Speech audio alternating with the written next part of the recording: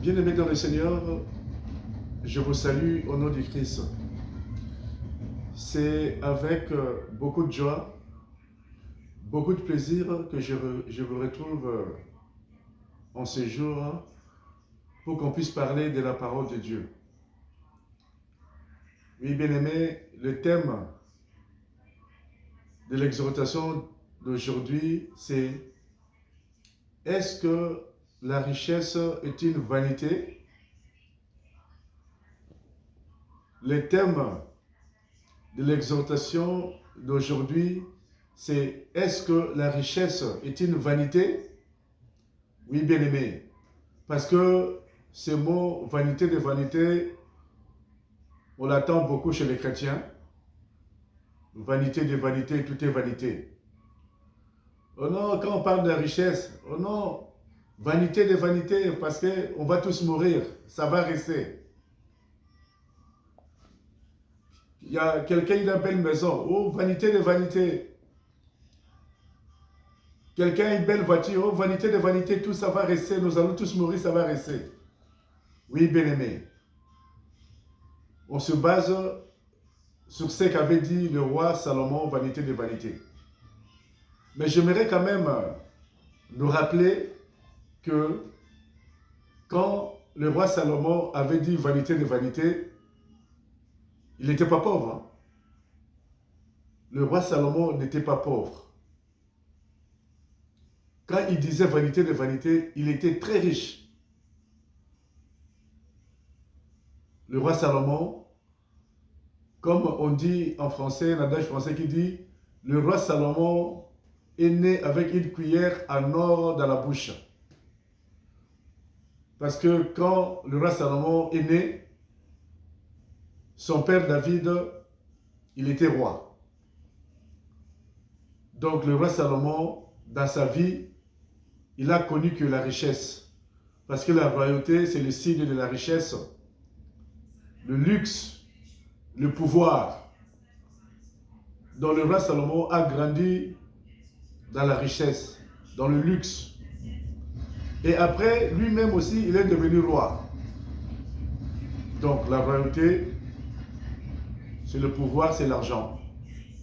C'est les honneurs. Le roi Salomon a connu que ça dans la vie. Le roi Salomon a connu que la richesse dans sa vie. Donc, quand le roi Salomon disait que vanité de vanité, donc il était trop riche. Est-ce qu'il avait dit ça pour minimiser la richesse? Je ne pense pas. Et bien aimé, si on regarde aussi dans la Bible, il y a beaucoup de serviteurs de Dieu qui étaient très riches. Dans Genèse 13, verset 2, il est écrit « Abraham était très riche en troupeaux, en or et en argent. » Donc, Abraham, il était riche. On nous parle de Job dans la Bible. On nous dit aussi Job était très riche. Le roi David, on nous dit aussi que le roi David était très riche. Donc, par là, bien aimé, on comprend que la richesse n'est pas interdite dans la Bible. On peut être riche et servir Dieu. Donc, ce n'est pas, la Bible n'interdit pas la richesse. Il n'est pas interdit à un chrétien d'avoir une belle maison. Ce n'est pas interdit à un chrétien d'avoir une belle voiture. Oui. Donc, parce que la richesse n'est pas interdite dans la Bible.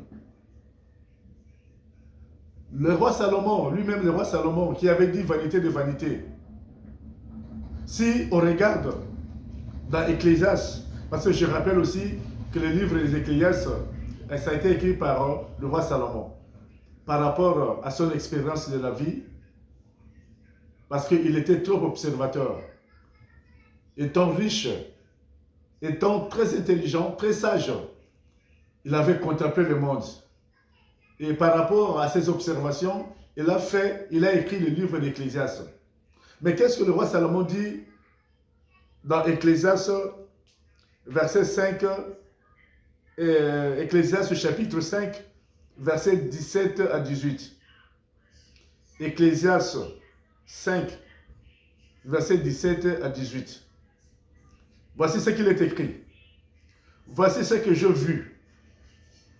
C'est pour l'homme une chose bonne et belle de manger et de boire et de jouir du bien-être au milieu de tous les travails qu'il fait sous le soleil, pendant le nombre de jours de vie que Dieu lui a donné, car c'est là sa part.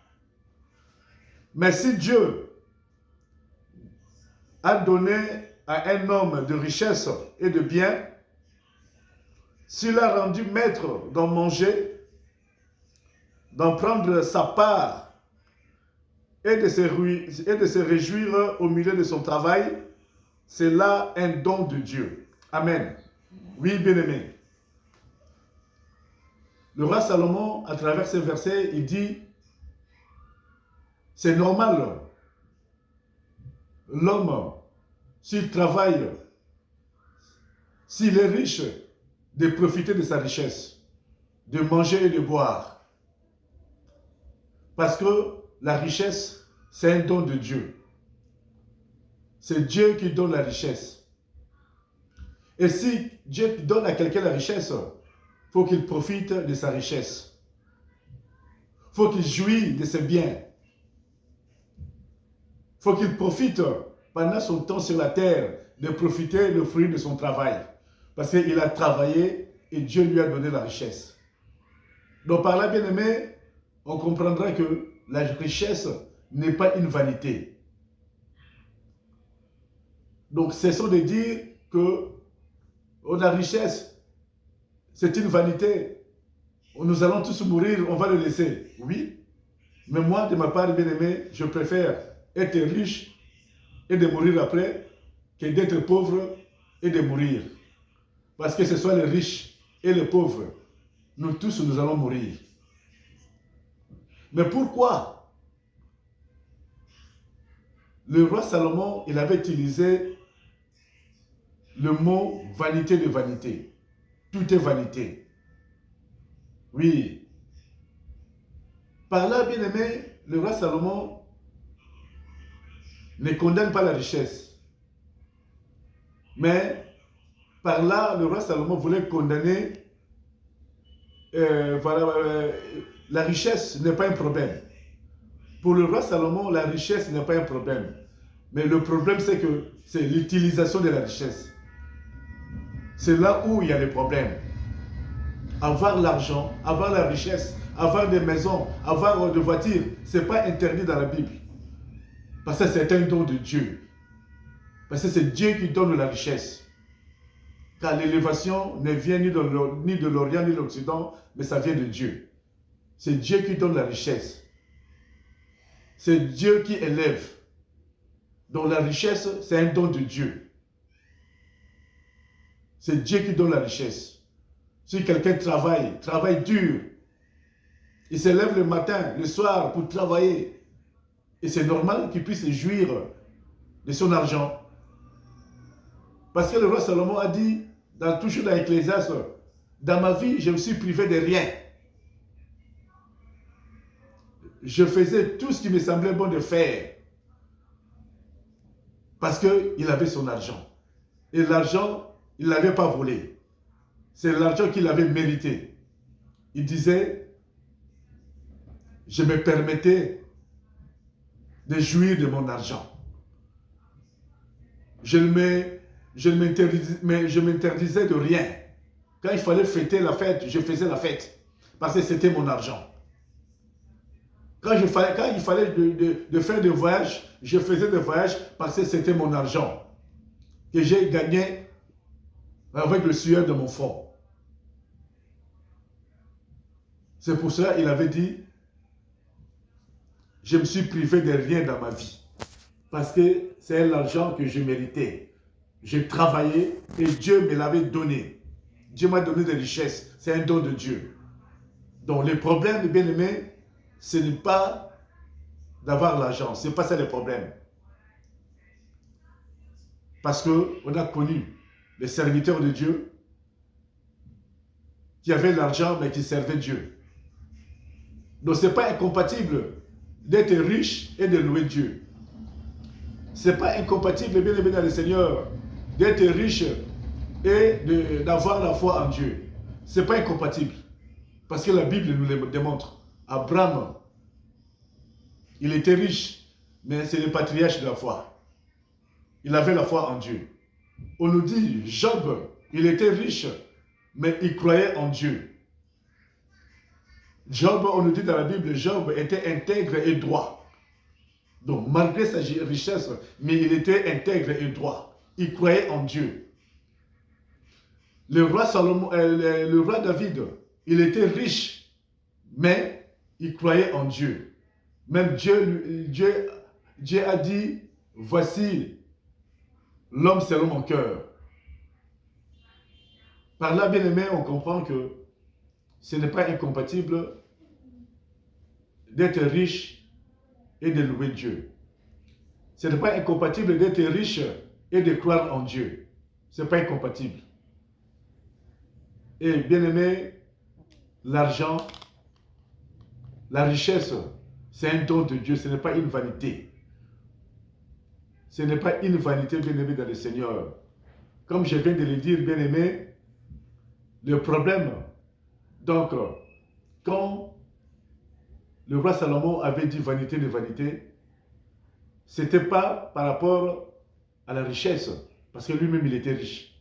Il l'a dit. Il est dit dans Ecclésiaste, je me suis privé de rien, j'étais riche.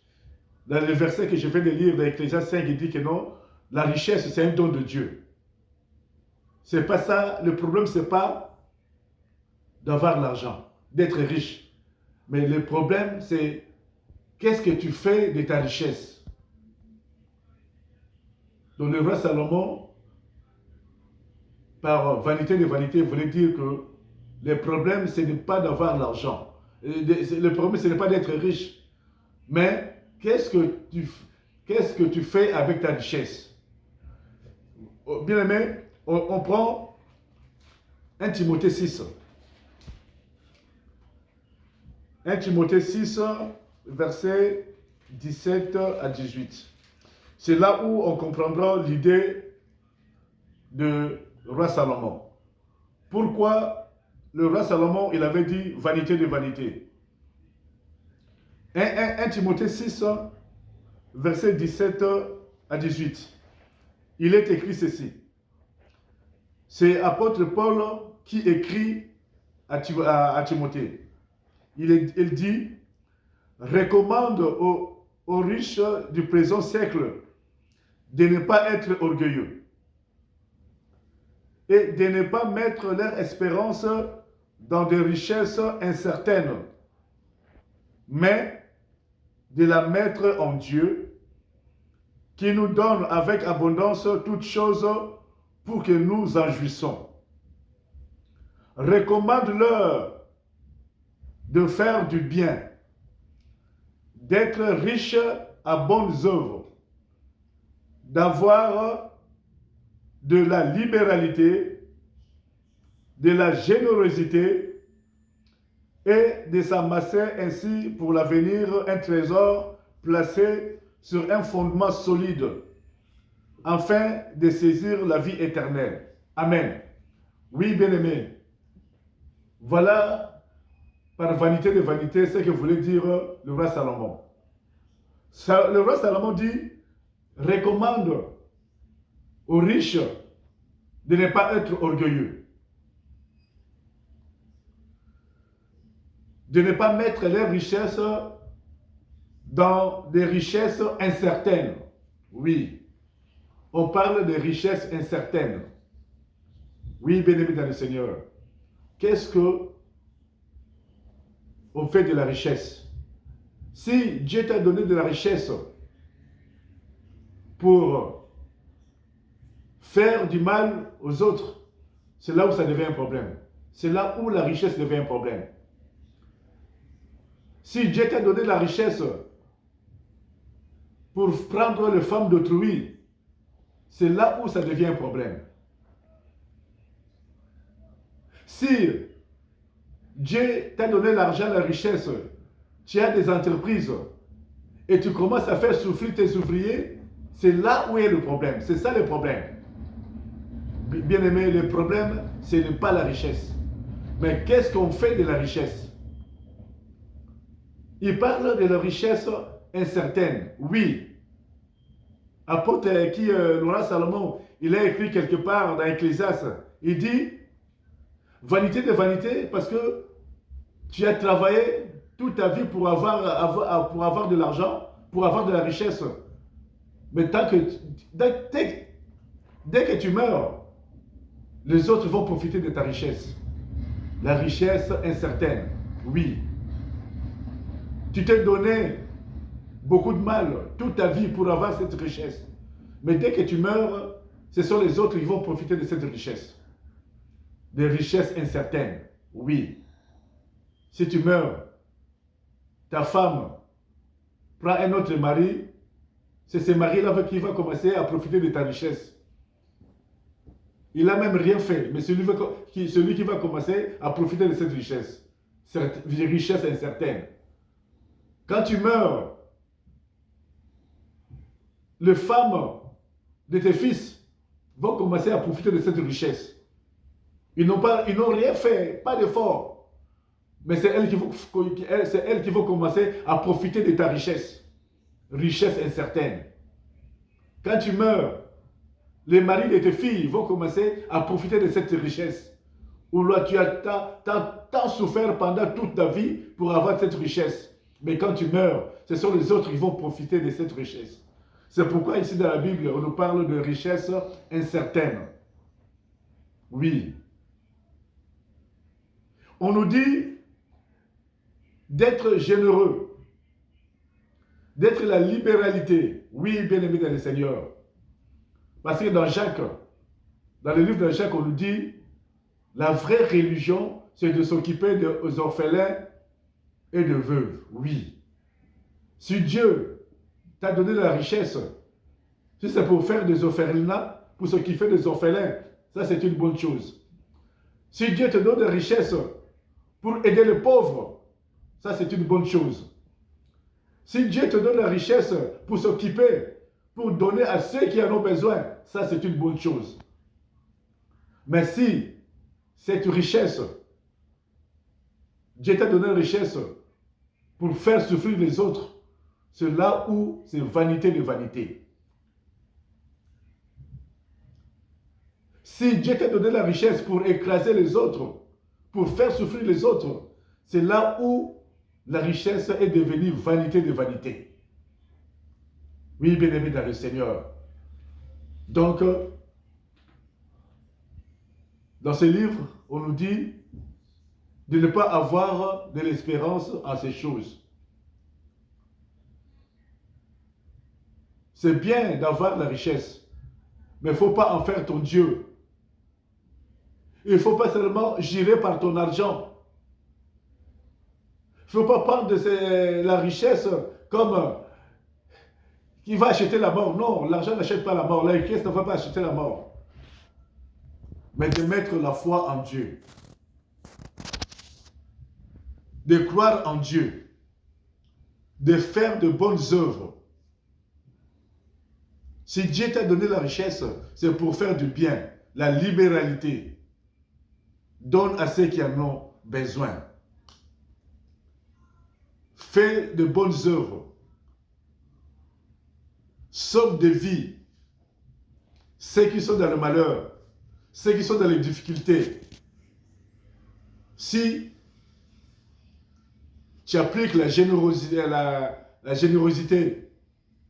si tu appliques la liberté donnée, la libéralité, on donne. J'en ai beaucoup, je donne à ceux qui n'en ont pas. Oui, bien aimé dans le Seigneur. Donner dans les associations. Donner dans les orphelinats. Oui, bien aimé. Donc, La richesse n'est pas une vanité.